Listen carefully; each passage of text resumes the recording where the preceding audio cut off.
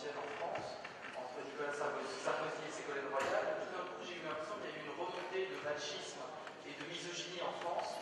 Tout d'un coup, j'ai relu cette pièce et je l'ai regardée avec un autre angle. Et avec l'aide des producteurs, des frères Atelier, on a essayé de faire des connexions avec la situation d'aujourd'hui, mais tout en gardant les années 70, parce qu'il me semblait que c'était important qu'il y ait une distance pour que le ton de comédie reste. Parce que pour moi, c'était vraiment important de faire une comédie, même si, par certains aspects, on parle de choses sérieuses, en tout cas de thèmes assez profonds par rapport à la position des femmes dans la société, ou par rapport au couple, par rapport au temps qui passe, des choses comme ça. Et donc, après ça, la première chose à faire, ça a été de faire le casting. Et c'est vrai qu'en France, la pièce est vraiment connue pour Jacqueline Maillan, qui était une actrice de boulevard qui était extrêmement célèbre en France, enfin, qui est toujours célèbre, qui était une sorte pour les étrangers de, je ne sais pas si on peut dire, de Louis de Funès au féminin. Oui. Et donc, l'idée, c'était vraiment pas de prendre un double de Jacqueline Maillan, mais d'aller complètement ailleurs.